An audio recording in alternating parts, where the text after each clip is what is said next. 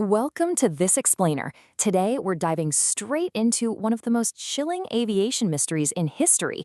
Now, this one begins like a scene ripped right out of a sci-fi thriller, but it's grounded in very real and very tragic human error. Picture this. Drop yourself into the skies over Athens on August 14, 2005. High above the Mediterranean, Greek F-16 fighter jets have just intercepted a completely unresponsive 737 passenger plane. You see, air traffic control had been trying to hail Helios Airways Flight 522 for hours with zero success. So, when the fighter pilot finally pulls alongside the airliner, he looks into the window and reports an absolutely terrifying scene. The captain's seat? Empty. The co-pilot is slumped, totally motionless over the controls, and the passengers in the cabin appear completely still in their seats. But then, there's a flash of movement. He radios back, 522, do you read? There is one person moving in the cockpit. Repeat, there is one person. Think about how crazy this is. The pilots are incapacitated, the passengers are motionless, yet someone is moving in the cockpit. So who is flying this plane? Was it a hijacking? Some kind of terrorist act? For hours, authorities on the ground were left completely in the dark. They're just watching this massive jetminer circle a major city like a ghost ship in the sky. All right, Section 1, Intercepting a Ghost Plane. So let's back up a bit. Helios Flight 522 was a low-cost charter carrying 115 passengers and 6 crew members on what should have been a routine 90-minute hop from the island of Cyprus to Athens. Most of these people were just families heading out for a summer holiday.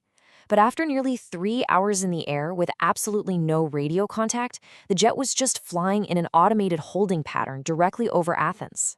With over 3 million people living in the city below, the Air Force scrambled those F-16 jets. They feared a worst-case hijackson scenario, right?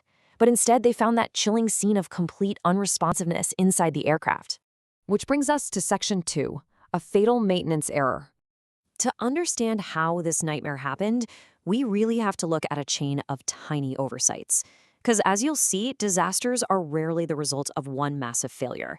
The night before the flight, the crew reported a loud banging noise and some ice on the rear service door. So an overnight engineer tested the door seal by running a pressurization test. To do this without the jet's engines running, he flipped the cabin pressurization system switch on the instrument panel from auto to manual. But tragically, after the test was successfully completed, he never switched it back. And a few hours later, the pilots, navigating the bright glare of an early morning departure, completely missed this crucial error during their pre-flight checks. Now, notice how incredibly confusing these cockpit alarms were by design. Because that switch was left on manual, the cabin did not pressurize as the plane climbed. As the air grew dangerously thin at 3,700 meters, an alarm blared in the cockpit. But here's the kicker. The low-pressure alarm sounded exactly like a takeoff configuration warning. That's an alarm that's only ever supposed to sound on the ground to tell pilots the jet isn't ready for takeoff. Then, at 5,000 meters, the master caution light eliminated. Now, this light means the oxygen masks have dropped in the cabin, but it can also mean equipment is overheating. Because that initial alarm completely confused them, the crew totally misdiagnosed the problem as an overheating computer system. Section 3, The Silent Killer. This critical misunderstanding about the alarms paved the way for the true villain of this tragedy. You see, the pilots didn't realize they were suffocating because hypoxia is just incredibly deceptive. It doesn't cause you to violently gasp for air. Instead, as the oxygen thins out, your ears pop, and you start to feel slightly dizzy or maybe even a bit giddy. Honestly, it's almost like you've had a couple of drinks. It slowly and subtly strips away your cognitive function. You lose the ability to think coherently or problem solve. And by the time you realize you're in danger, you're already trapped by your own impaired mind. It quietly puts you to sleep without you even noticing. So, the absolutely crucial point here is this number, 12.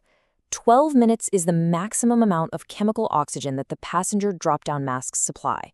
Now, in a normal depressurization event, 12 minutes is actually more than enough time for an alert pilot to put the plane into a steep dive down to a safe, breathable altitude. But here's the thing. The pilot's masks don't automatically deploy in the cockpit the way passenger masks do. And because they were already succumbing to the confusion of hypoxia, no one initiated a descent. The 12 minutes of passenger oxygen ran out, everyone went to sleep, and the plane just kept climbing on autopilot all the way up to 34,000 feet. Moving on to Section 4, one final attempt. So for hours, the plane flew itself in this ghost-like holding pattern over Athens until its fuel inevitably began to run dry. The F-16 fighter pilots are flying right alongside, just completely helpless. But right before the very end, just as hope seemed entirely lost, one single person managed to break into the cockpit to try and save the aircraft. That person moving in the cockpit, that was 25-year-old flight attendant Andreas Protomou. And the details of his survival are just staggering.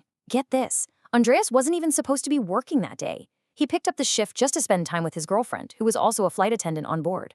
Because of his background as a scuba diver and a former soldier in the Cypriot Special Forces, his body may have been slightly more resilient, but more importantly, he knew exactly where the portable oxygen bottles were kept. So while everyone else passed out after 12 minutes, Andreas somehow managed to stay conscious for almost 3 hours.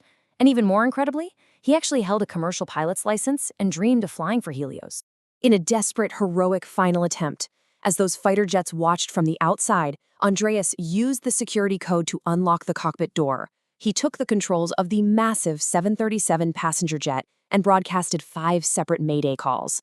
But tragically, in an incredibly cruel twist of fate, the radio dial was still tuned to the departure airport in Larnaca, Cyprus. It was just way too far out of range. Absolutely no one on the ground in Athens or in the F-16s heard his pleas for help. And that brings us to Section 5, a tragic legacy. Despite his incredible, literally against all odds efforts to take control of the aircraft, time simply ran out. The jet's left engine flamed out from complete fuel exhaustion, entering a fatal, uncontrollable dive. All 121 passengers and crew members lost their lives when Flight 522 slammed into a rugged hill near the town of Grammatico, just north of Athens. The impact left no survivors, marking the absolute worst air disaster in Greek history and sending the entire nation of Cyprus into deep, deep mourning. So what this explainer really reveals is the true heartbreaking nature of the Helios disaster. It wasn't caused by a bomb, it wasn't a terrorist act or some massive structural failure in the sky. No, it was caused by a tragic, invisible chain of tiny human errors, a single, small switch left in the manual position by a well-meaning ground engineer. That switch was missed during a routine morning checklist, and then that mistake was compounded by cockpit alarms that were so confusingly designed they led the pilots to diagnose the entirely wrong emergency. As we honor the desperate, relentless heroism of Andreas Protomou, a guy who fought a massive airliner and the effects of hypoxia completely alone for hours, we must leave this explainer asking ourselves a really vital question. As technology becomes more and more advanced, how can we design safety systems and alarms that are intuitive enough to truly protect us from the quiet, cascading dangers of simple, everyday human error?